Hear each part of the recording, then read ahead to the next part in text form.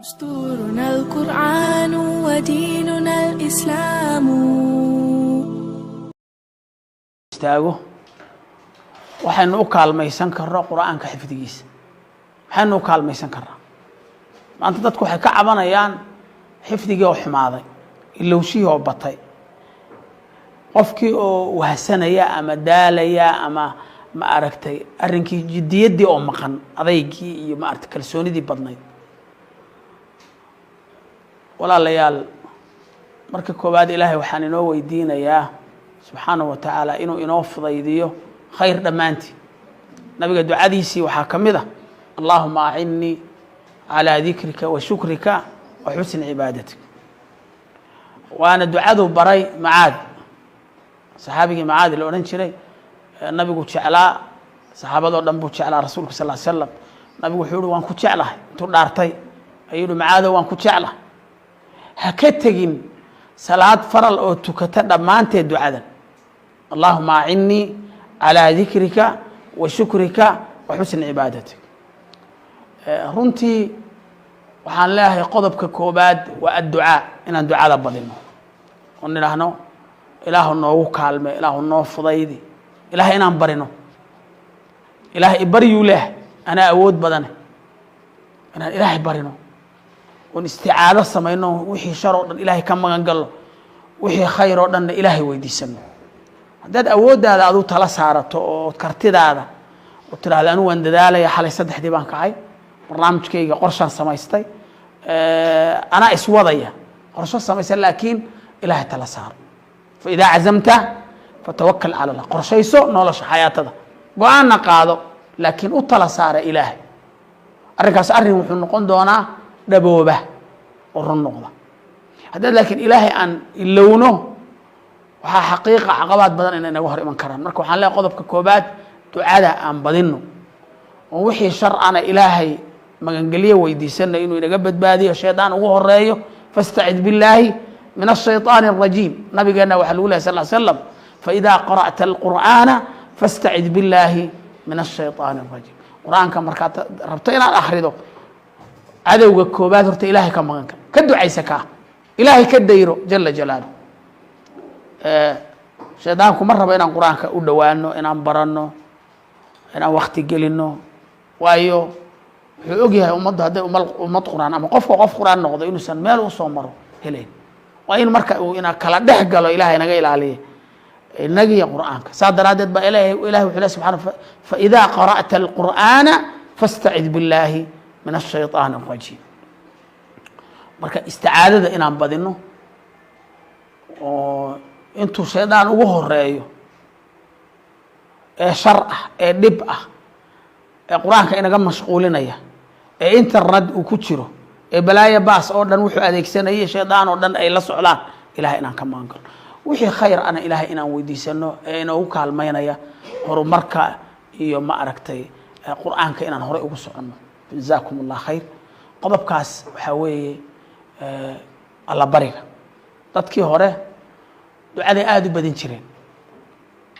wax badanna way u rumoobi jireen waayo awooddooda iskumayna hadlaynaynin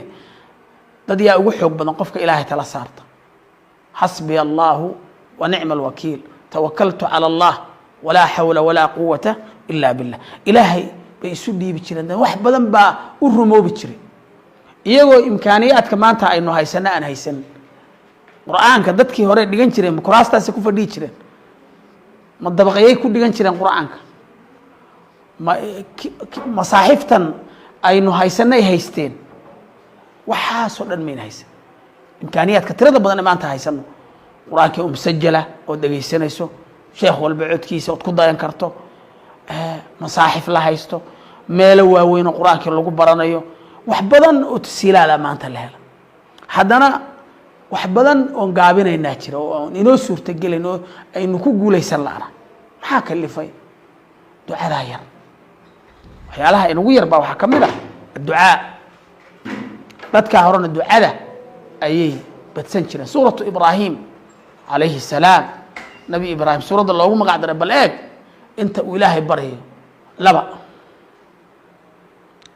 alla ka cabsigu waa inuu ziyaado qabla alqur'aan wa bacda alqur'aan وين النولا شادو نقط أنت هذا القرآن كبلابا إن قبل مؤمنة لا ما شاء الله وأنا أكسن تداليسا لكن قرآنك مركز بلابتي برشديسي وتكجورتي هالكيور حدو جورتي إنما يخشى الله من عباده العلماء علماء دي بتكون بيرت علماء دو إله القرآن كيسي وحكو خصيصي الله كعبسي علماء إنما يخشى الله من عباده العلماء marka culimadii baad ku biirtay culimadu waa maxay waa ilaahay oo lagu caabudo ala basiira aqoon kitaabka ilaahay baad bilaabatay kitaabka quraanka ah ayaad baranaysaa waa ra'sul ilmi wa bidayatul ilmi wa nihayatul ilmi wa fawqa kulli dhi ilmin alim aqoontu halkay ka timid waa min Allah wa kalaamullah masdarul ilmi wa kalaamullah marka maadaama quraanka kariimka aan baranayno وإن أن أجانو إن أن علمنا عبسده إنه يكدو وناتو ضدك عادية قلبك أفراد أنت المعامل لها وحوي مجالس الخير كإن بتصن مجالس كسوقنا إن كفو جان كتحدث مجالس تخيرك قوب خير يا قوب شر يا ضد خير يا ضد شر عمل خيري يا عمل شر هذا الخير يا هذا الشر وإسبر بريالا وابتلاء حنكون حشرنا أضداد متنوعة وإسكسوا وده هرتشيده أي إلهي نقول حبور حنلاها أهل قرآنكم وإني إن إذا كان إذا الله الضياء قف كستو مسلم أنا هذا الكوكوس الله عام هاني أهل القرآن هو إني نقدان تك صوحا وميلها لجاه لا لجراني وعمل كي كتيران لجراني وهذا الكائن كوحد ليان لجراني وسنتي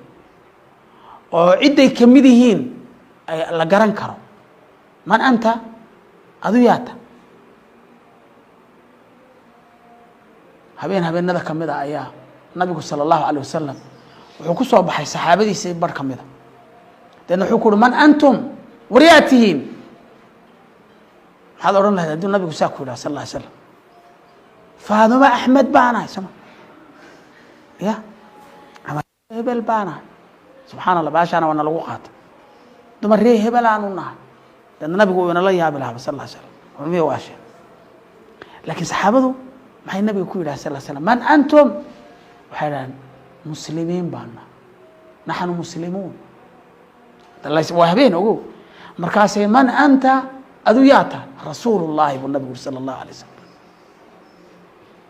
ادعت كتر سنتا وإن تقام أنت حزب الله الدون كان دبا كتشرا ولا كلا سوعان هاي دنا حمانتك شقيان دنا صمانتك شقيان دتك حمانتك شقيا حزب الشيطان بالله خسارنا ويكون بيننا ألا إن حزب الشيطان هم الخاسرون دتك وناق يا خيرك كشقينا وحزب الله ألا إن حزب الله هم المفلحون وإن أداك من القرآن الكريم كبد عن كويس ولابتك سيدته ودسوا صعطة ودسي صعطة وتصعد كو أخريسة وإن تصدقته حزب الله مجالس خيرك فعلك خيرك هذا خيرك صدقة وناقة ساعد والبائنات كشقيس والضروري وحاصلنا وحيكوك هالمين الله كعبسي إنه كسوة هذا اللي أي إنه قنيسة كوكونو كهالمينس كورنا واضو الصعون وفق بالعالم كامل متاجنا إما إنه هو سدجه وإما إنه كرب حنا بيجنا دعاء دي سوى حكم ده هاي صلى الله عليه وسلم كده عيسى شري إلا وأنت نرفع سيد كورنا قاعد كذب هو سنوع علم حافي عن إن كور الله صعد ولا الآخرة خير لك من الأولى ولا سوف يعطيك ربك فترضى ولا الآخرة خير لك من الأولى بإله الله نبي جس كل سنة تنهره تدنبا كاغا خير بدن هديت حياتنا ادونك تا اخرا كاغا خير بدن هديت مانتا تا ادونك لفتيدا بري با كاغا خير بدن هديت بشان اي تahay bisha dambaa kaaga khayr badan haddii sanadkan uu yahay sanadka dambaa kaaga saad u socoteed kor ugu socoto ayaad maalintaad ugu wanaagsan tahay ilaahay la kulmi jala jalaaluhu oo taadi ay iman daadna adduunyada waxaa kaaga khayr badnaanaysa aakhira kaaga khayr badnaanaysa walaalayaal qodobka shanaad waa intaa markaad isla heshay waa dadaal daaru waxaan joognaa daaru lasbaab daartan talageliya u baahanta cid khayr le mayna soo marin ilaa tacab baa ku dhacay tacab waa daar la shaqaysanayo waa daar khayrka iyo sharkana la doonaya in laga cararo oo lagu dadaalo sidii looga baxsan lahaa khayrkana sidii loo kasban lahaa daarulimtixaan baan fadhinaa daaruljinaan weli maynaa gaarin daartii aakhira iyo jannooyinkii laakiin marka waxaa la rabaa inaan dadaal la nimaano saynu uga biyo gaari lahayn himiladeenna wanaagsanaa kitaabka qur'aanka inaynu xambaaro habeen iyo maalin inaynu ku fikirno qorsho u samaysano allahuma salli calaa maxamed u soo jeedno qof wanaagsan oo qaali a doonaya waa safar waa qof safara waa in qofka safarka waad aragta horey buu usii socdaa xilli qaboobaadku socdaa gelinka dambu caraaba fiidkiibuu goostaa oo horey u dhaqaajiyaa subxiibuu horey u kal lahaa soo saa ma ah qofka safarka way meel buu ku socdaa meel baynu ku soconnaa kitaabkii ilahay baynu baranaynaa jannadii baynu ku soconnaa waa in wadadaa dheer 6236 aayad qof yidhi waan xifdiyayaa oo mutashaabihii uu ka buuxo suuradihii isu ega kaa aayadihii isu ega kaa waxa weeye hawl baa u taala marka waxaa loo baahan yahay riyaadat lisaan carabka in xoog looga shaqaysiyo tilaawada la badiyo ku noqnoqodka la badiyo juhdi badan lala yimaado laakiin kitaabka markaad halkaa ka rawaxda haddaad meel dhigto oo daadna shaydaankiina kaa mashquuliyo oo markii aad saacad ay ka dhimantay shaydaanku ku odhan maayo kitaabkaa soo qaada uu ku ogyahay inaad qof mu'mina tahay uu ku ogyahay inaad ku hawshaysan tahay wuxuu saacadba saacadunbu dib u dhigayaa marka fastacid billaahi min ashaytaan markaad bilaabaysana ilaahay ka magan gal shaydaanka markaad dhammaysana ilaahay ka magan gal si uusan kaaga mashquulinin markan hore maxaad oga magan gelaysaa kitaabkan qur-aanka inaad isheshaan shaydaanku inuusan idin kala dhex gelin marka dambena maxaad oga magan gelaysaa inuusan kaa xarimin ama kaa hor istaagin mar labaadka ad kitaabka culays uusan kugu noqon yani shaydaanku marnaba kaama hadhayo marka mar walba ilaahay ka magan gal mar walba istaan bay ahay juhdi badan baa la rabaa in la bixiyo soomaalidu ka maamaayeno waxay dhahan qur-aanka waxaa lagu bartaa rafazada waa imise xaraf waa 4 xaraf rafazada ra waa rafiiq wataan iminka idiin sheegay oo dadka wanaagsan inaad badsato iyo la joogooda iyo meelaha khayrka qur-aanka haddaadan saaxiib aad wada akhrisataan ood wada qaybtaan aadan samaysanin iyo macallin aad ku dul akhrido inan yani aad qur-aanka wada diyaarisaan iyo wehel iminka intiina halkaa wada fadhiyo wehel baad isutiin waad iskaashanaysaan waad tartamaysaan waad isa soo dhawaynaysaan midba midday ka soo horreysay waad isu marinaysaan wax badan baad marka rafiiq baa leh ina waddaa la marayaa qof keligii safarku waa hawl marka rafiiq fadhi zaad qofku waa inuu kaalmadii haysto qofka ajaysan cashir mari maayo dadaal qodobkaan oga jeeda waa kaa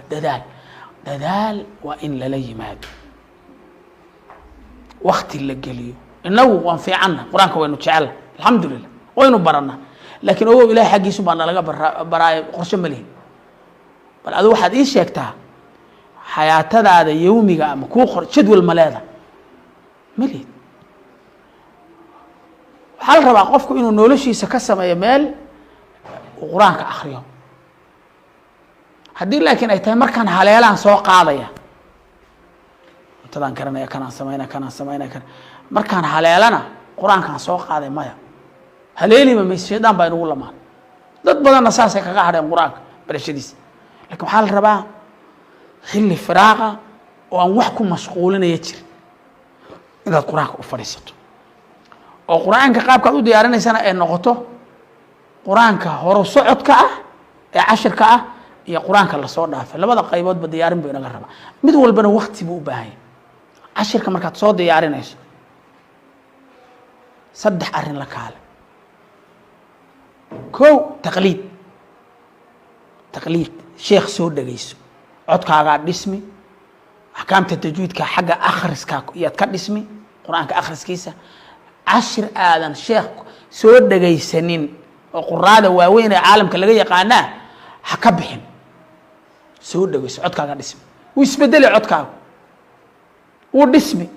qur-aanka waxaa lagu bartaa baa la yidhi macallin qaari ah arday qaylo dheer loox quuda qalin qaaxo weyn hooyo qalqaalo badan aabba quuri og